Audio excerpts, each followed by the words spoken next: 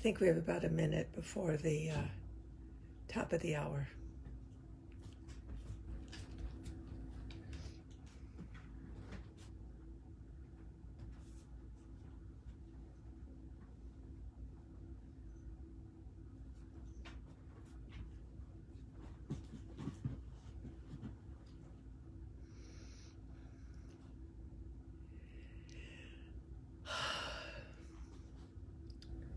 I didn't know that Friday was Christmas.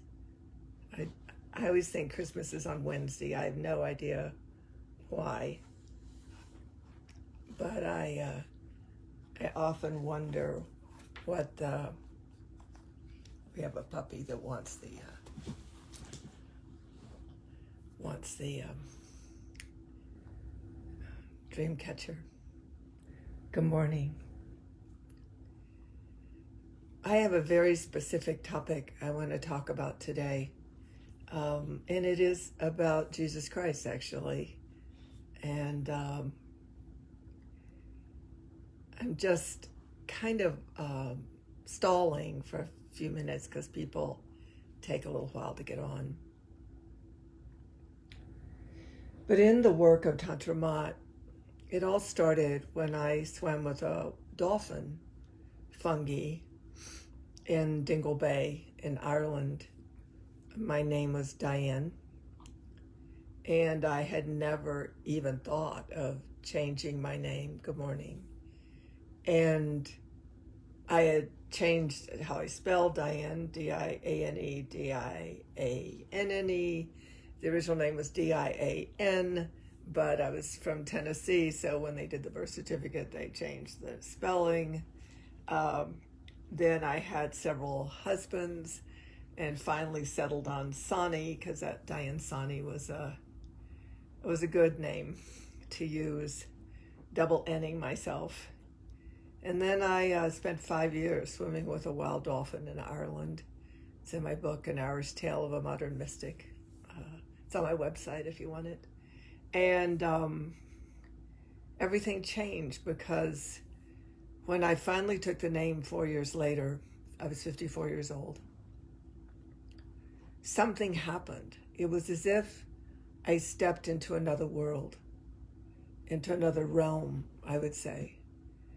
In that realm, even though I used the name Tantra Mat and I changed my name to Tantra Mat, it was more the experience of being in a realm that I didn't know what it was. I just experienced it as a viable. In other words, those kind of states of experience you get into that you can't explain to anyone, but they feel viable. They feel real, not descriptively real, not comparing it to the outer world, but for you it's real. And not that I could describe it. It was a sensory intelligence more than a mental intelligence. But then people began to send me emails about Mat and about Tantra, the word Tantra and the word Mat. And I began to realize that there was an operating state that I had been experiencing that fit those two dynamics. And one was this constant feeling that we needed to restore the linkage between the cosmos and the planet. And the other, I didn't know about Mat. So when I got the name, I had no idea what the word Mat even meant. And, but as I began to discover it, what it meant, very shortly after that, I got the download for the creation exercise. So you see me bouncing around, it's because the dog's chasing his tail. And I began to realize that pretty much described the experience that I was having, the sort of state of reality that seemed to truly operate like the unity, like the restoration of the unity of heaven and earth, and the and this intelligence that seems to carry the template of harmony, balance, proportion, symmetry, grace, beauty. It seemed to carry this experience. And then when the creation exercises came, and I realized that, and I was shown they were formulated by the golden mean or the golden spiral, it also fit because it showed the unity points, the meta points between so above, so below. And so something began to peel away in my consciousness. It began to have an experiential, it started with an experiential nature, but it moved into a intellectual or a mental comprehension would be what I would say. So why am I saying all this? Because I coined a phrase, I didn't coin it, but I use a phrase called field phenomenon.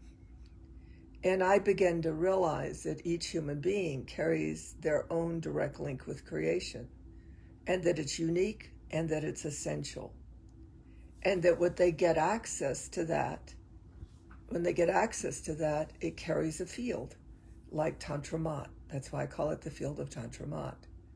Not because I'm a field as a personality, but because I am in a field within which there are certain operating states that seem to persist. What connects us to life and has us exist as whole. Now remember, this is like a 20-year maturing, or 40-year in this case right now, but no, 20-year maturing. But the field phenomenon of the field of Tantra Mat is it seems to carry certain characteristics. It seems to carry what connects us to life and has us exist as whole, which is the unity of heaven and earth. And when we live in balance, harmony, and grace and beauty with our unique and essential self, as our unique and essential self. So I began to realize I was in a field phenomenon, and then I began to put together things that let people experience that aspect of themselves, what connects them to life, has them exist as whole. What their unique and essential aspect of creation is, what their self is. So that's been 54 to 74, 20-year body of work. But the people that have participated in the body of work have experienced field phenomena. They have experienced it. Now, why would I share all that just to talk about the Christ or Jesus of Nazareth? Let's talk about Jesus of Nazareth. He was man. But he was a man who went through several stages of experience himself as the Son of God. In the work of the field of Tantra Mat, we would say that Jesus of Nazareth experienced himself as the Son, as part of a generating, organizing design of creation. And very much like the field of Tantra Mat, not comparing myself to Jesus, but very much I want to just get across field phenomenon today. That's my gift to this man who brought a field, who embodied a field of which he was a part. He called it my Father in heaven. He called it heaven. He had language for it that we then tried to mentally understand, but there's no doubt he was present to a field, just like I was present to the field of Tantra Mat and still am.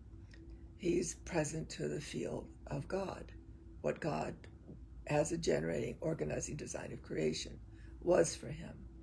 And in his day, it was the Hebrew, Judaic substance. That was the language, and that language carried resonance for him. But then he looked at the principles of his God and his generating, organizing design that he was present to, and it didn't quite fit with the Judaic structure of what at that day they held God to be, what they're generating organizing designs of creation to be. And so he began to language it. He began to language um, its principle, just like in the field of Tantramat, the principle is what connects us to life and has us exist as whole. In the field of what was called the Christ, that field, that's a field phenomenon of the Christ. One of the largest operating principles was love thy neighbor as thyself, or turn the other cheek. So he set something in play. He introduced a field phenomenon into the human race that, like puppies fighting each other, tussling with each other until they mature, the human race was going to have to deal with those two principles of a field called the Christ. They got introduced here. So he basically said, I belong to, I seem to be part of a larger field of which I seem to be a unique and essential part of that field. And that field carries at least two principles we know about: love thy neighbor as thyself, turn the other cheek, and then there's a third principle: God forgive them, they know not what they do. So I want you to just breathe today a minute, and just like people that, let's just say we're looking in on everything here. We're not out in the world. We're looking in on it. And you can see that that's the tussle. A field was introduced 2,000 years ago plus. And the field that was introduced carried certain principles: love thy neighbor as thyself. Please forgive them. This generating, organizing design, that in that design you did love your neighbor as yourself. In that design, you did turn the other cheek. And that was very, very powerful for human beings for a very, very long time. So when I talk about Daniel in the lion's den, how it always struck me from the time I was a child that Daniel and the lions were love thy neighbor as thyself, turn the other cheek, forgive them, the Romans, they know not what they do. So that's the field I want to introduce to the call today. The other thing that I often say pretty persistently is I also say, don't be people-centric. Don't look to see whose fault it is or who to blame or who's doing what to whom. Step out of the people-centricity of the world. That's what happened here. Is instead of being in the field of the principles, imagine what life would be like now if the Christian church had developed as a field phenomenon, trusting the field of the Christ, which is love thy neighbor as thyself, turn the other cheek. Imagine what kind of world we'd be in, just for a minute. And forgive them, they know not yet what they do. Imagine. And instead it became people-centric. Jesus became an icon. And the Judaic tradition tried to keep that out of they actually carry the phenomenon of the Judaic tradition, the Kabbalah, the tree of life. Those are all principles. And, oh, that's funny.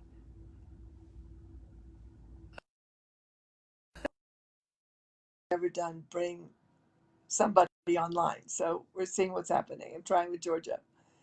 So just imagine that in the Judaic tradition, that if the Kabbalah had been followed, in other words, the spirit of the law, not the letter of the law, not the people centricity of the law, the rules.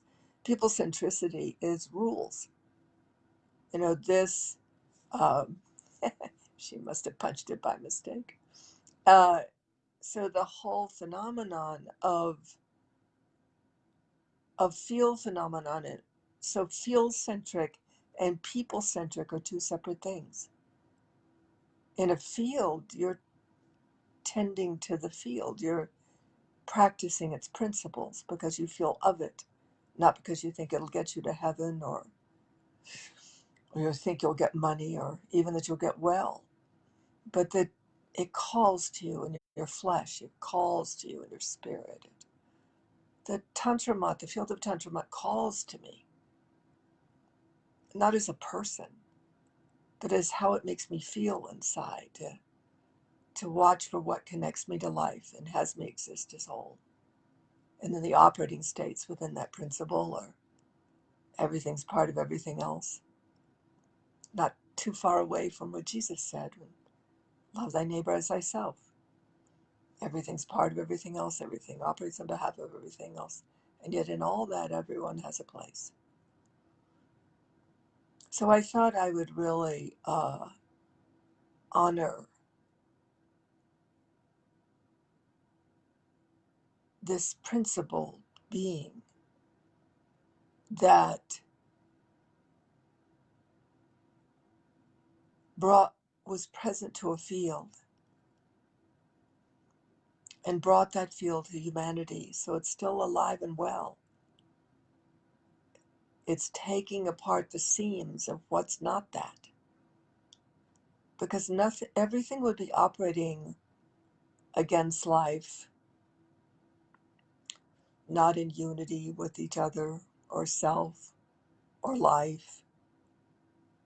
That would just be the water we were swimming in. We wouldn't have any sense of anything different. That'd just be who we were.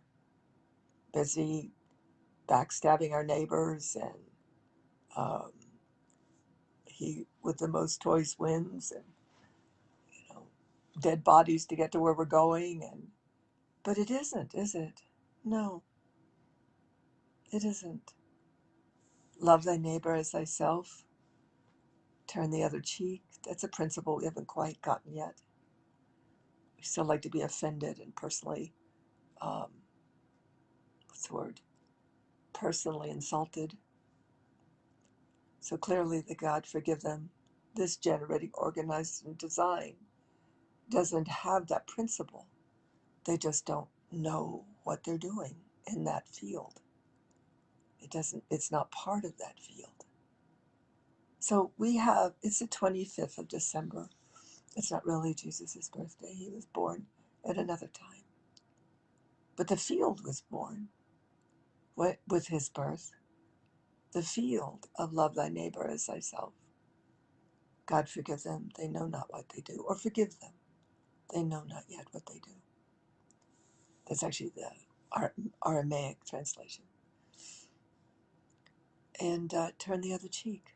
Don't be offended. Don't be personally insulted. And I just thought maybe if we wanted to kind of honor that field phenomenon that was embodied in this man and that persisted a long time, you have to realize the Christians in the grottos and even myself in Tennessee, when I was there, I had polio. I had a metal cast that held my body rigid from my right under my breast down on one side so that I could walk. And my mother went to her art class in East Tennessee, and I went to stay with the hillbillies, literally. I'm not being insulting. Where they churn butter and milk cows and rock on the front porch and don't talk for hours, and it's where I got silence. But this day they were going to a revival, and so I went with them. And you can tell when the Spirit of the Lord is upon you. You can tell, because it's a field phenomenon introduced into the human culture by a man named Jesus of Nazareth. And in this particular tent revival, there's a woman preacher, two male preachers. but the Spirit of the Lord was upon them. They were just there to heal. They weren't preaching anything but the power of Jesus and the power of the field within which Jesus occurred.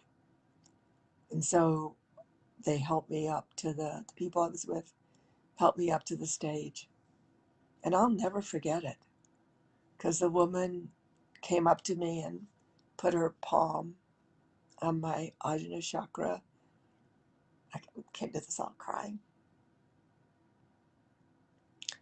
and shouted, "Heal her, Lord, heal her."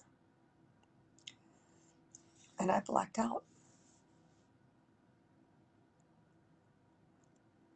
And then we went back to afterwards, and I was really shaky for days. That's all I remember, because I don't have much memory of my childhood. I know I was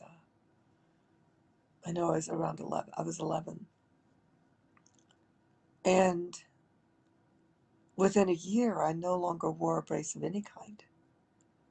And then when I was 20 years old, 21 years old, I rode a bike successfully 21 miles up and down hills in Tennessee, between Bristol, Tennessee and Kingsport, Tennessee for my birthday.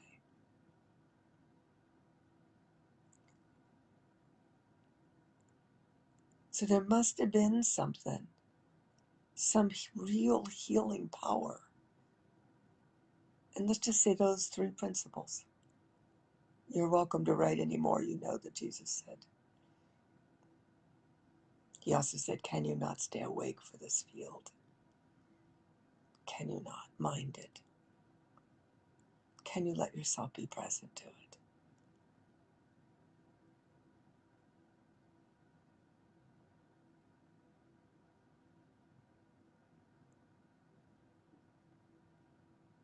I just thought I'd introduce it back into the human culture through field phenomenon.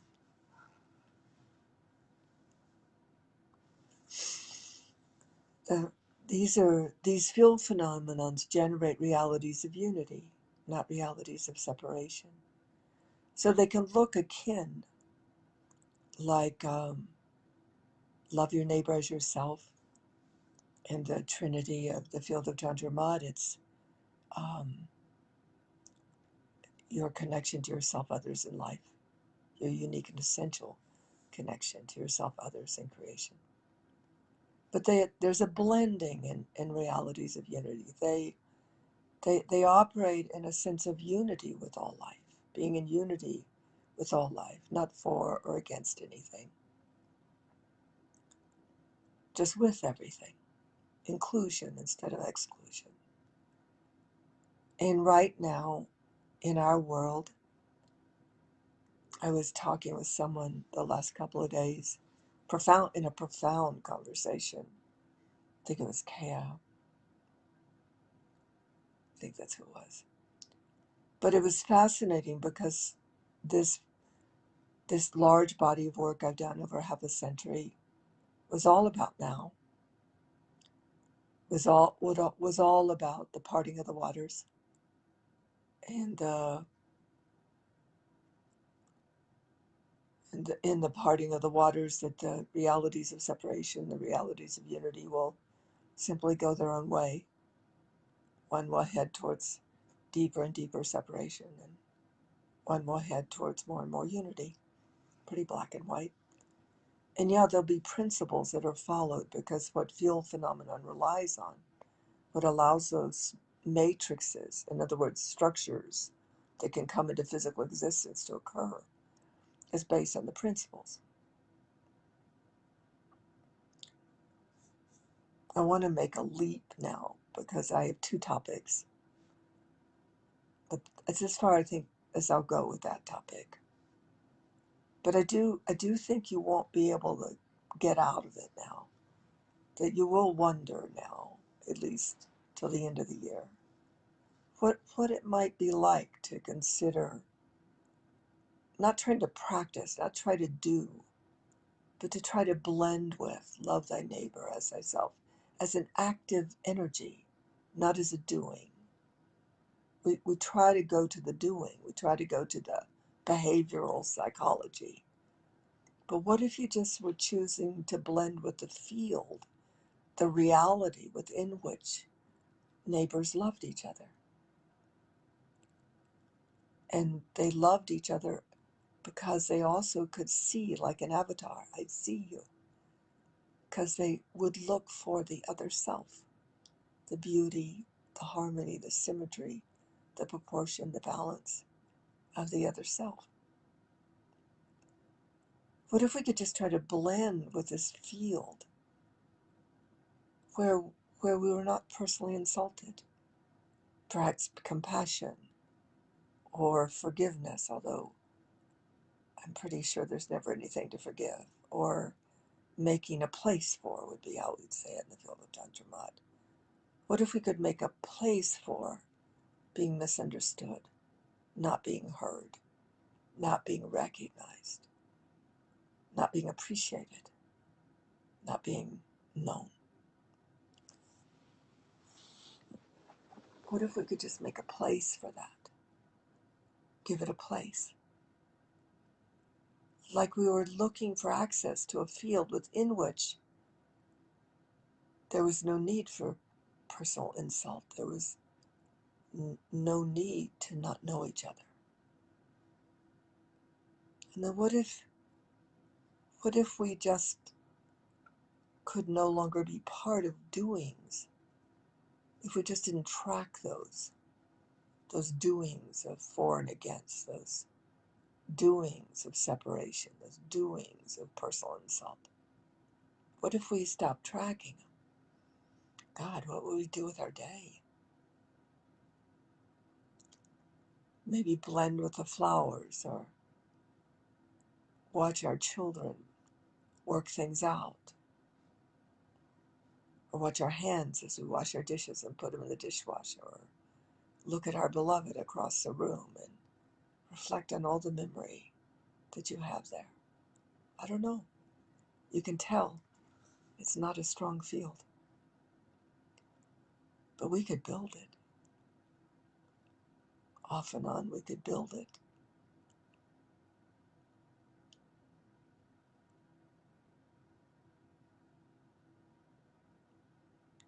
And that's the hardest thing about field phenomenon. It's something you can't put into words. It's something you can't practice. You can practice, but not behaviorally. You just keep trying to get at it.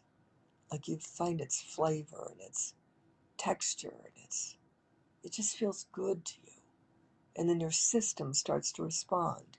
Your cells start to remember. Pretty cool.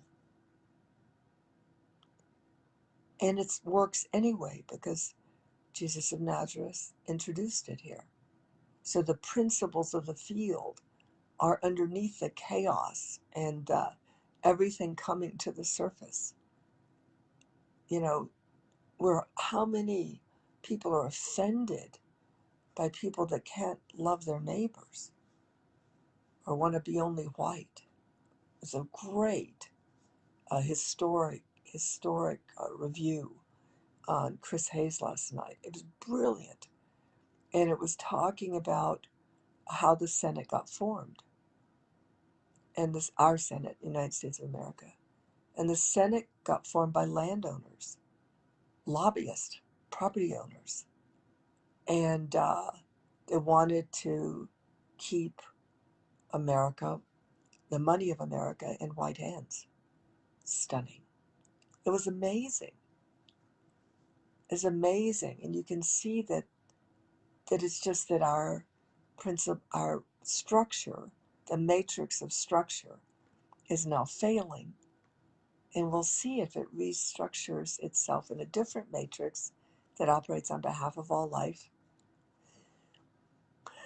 that includes everything, and yet everything has a place. Be fascinating, don't you think? So anyway, the disruption, if you can just keep your head out of those white landowners were wrong. Two of them were my uncles. They didn't know they were wrong. They're enculturated. They're enculturated to believe that the white race was superior to all other races. just like the caste system in India or in the East. It's all breaking down. It's all breaking down. And every time we are inside of it, we feel this pull to be somewhere else, like there's another place. And that pull we feel like that we think is, oh, are things ever going to change here? But the truth is we're the pull, because our imagination, our hope, our desires, our dreams go to, no, not this, not this. Which brings me to a more difficult topic, because each human being is a living field. The way human beings have operated up until now is they look for something outside themselves that they can resonate with, that they can feel is real. We're just at the beginning of looking into ourselves, looking within,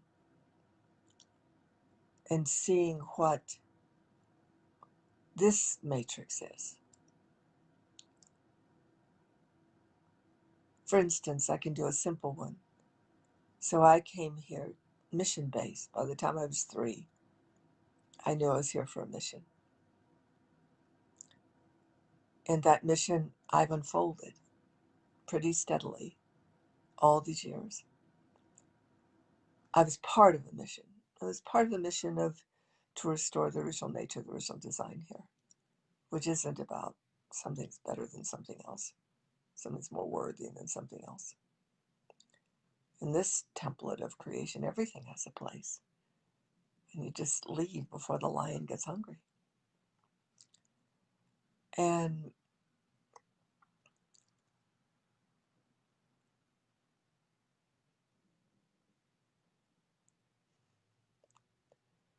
And so we're at a beginning of who am I? What's my template? Because our template has only, our perception of self has been in contrast to the world around us. We're just at the beginning. We're just at the beginning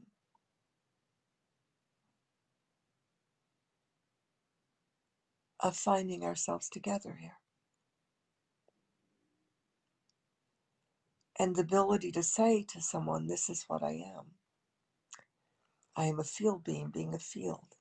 I'm a matrix of creation that's part of a larger matrix of creation that operates on behalf of life and has us exist as whole. Operates in unity with all life. That's what field phenomenon is. It's a unified field. So 2 things. The first one is, let's try to view Jesus of Nazareth as a field being a field that brought a matrix of consciousness, a field, whose structure has not found a place here yet. And boy, if you can get your eyes, if you can stop being so lured by what's deconstructing, what's going out of existence, and you can begin to tune your ears and your eyes to what's coming into existence, what's constructing. And if you can trust chaos, if you can trust the process of creation here, because we're actively in it. If you can stop being people-centric, there's no human being that came to save the world, not even Jesus. Jesus never said he came to save the world. Human beings attributed that to him. In fact, I think that was another thing he said, that he ended that we didn't need to be saved anymore. He said, let's finish that. You're just all saved now. Go do your thing. And yet that principle hasn't broken down yet either, has it?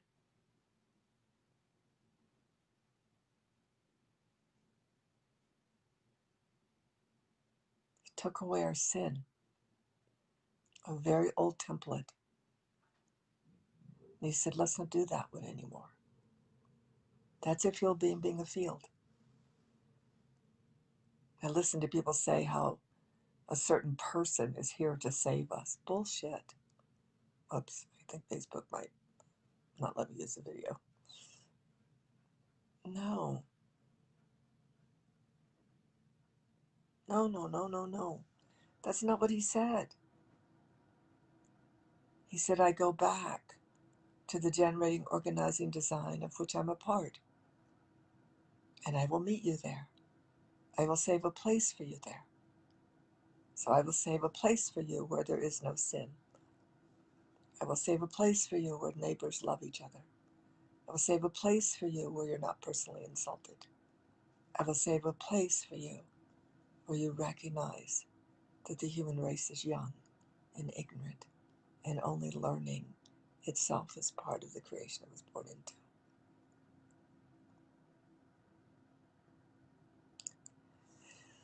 So anyway, I told him I'd deliver the message today from the field of Tantra Mat, from the perception of science, quantum physics, unified fields. Bring back his grace. It was just as weird for him as it is for us to listen. He, like I had to go through a lot of years of reorganizing myself on behalf of the field of Tantra Mat. I had to align myself with the unity of heaven and earth, the rematrixing of the unity of heaven and earth. I had to align myself with symmetry, proportion, beauty, balance, harmony, and grace. I had to let Mott become part of my systemic nature, because she was. That principle is part of my systemic nature. So you look and see what principles are part of your systemic nature. We're just at the beginning of this, because as the world falls apart and there's no collective uh, body of embodied structure to come save us, for us to belong to and be taken care of within, we'll have to find ourselves. How cool is that? And we're just on the edge of that. And we have a geopathic body. It's made of this earth and the heavens. We are a tantra. We are the unity of heaven and earth in our biological field, in our biology. We're now beginning to realize how affected we are by this human resonance. That maybe we're part of something greater than stick figures walking around a surface world looking for what to belong to. Because the next paradigm is belonging to self, belonging to the field, the phenomenon of creation of which you are a unique and essential part. Paradise. So cultivating your inner memory of yourself is extremely important. Remembrance, not memory, sorry. Your inner remembrance of what are my principles inside me? What gives me value? Gives me the sense of life is valuable, life is significant, life is important. And then there's so much more. So much more. But I thought it was a great day in the midst of this mayhem we're in the midst of everything revealing itself as the nature of itself, of a self, everything deconstructing, everything collapsing. But I promise you, my beloveds, you can't have something collapse without something um, expanding. Can't have something deconstruct without something constructing. And you're, as Kay and I were talking, you're not the seeds. The seeds are planted. The shoots are up. You're the one that gets to sustain and maintain those seeds and those shoots within you so that they can embody You can just do it with principles. Love, honor, compassion, joy, tenderness. Just pick a few. Just pick a few. And nurture them. Let them live in your garden. Inside yourself first. You don't have to practice it with other people. Become it. Become a field phenomenon of love. Become a field phenomenon of joy. Someone said to me recently, because happiness has never been high on my agenda, I'm not unhappy, but I've never measured my life by happiness. And this beautiful woman said to me, well, why don't you just make room for happy things to happen? Like outside you. Like just be present to happiness. And that's what field phenomenon is. It generates an environment where you get to experience things that your psychology, your historic life doesn't give you access to. So that's my Merry Christmas present to you. That's my gift to you today. My version, my perception of Jesus of Nazareth and Jesus the Christ, which was the field phenomenon. And my deep, deep appreciation for our walk together here. And believe it or not, we're just at the beginning of something. As something ends, something is beginning. And I'm so glad I got to be being part of the birth of that new beginning. It's been lovely and deeply appreciative, deeply precious.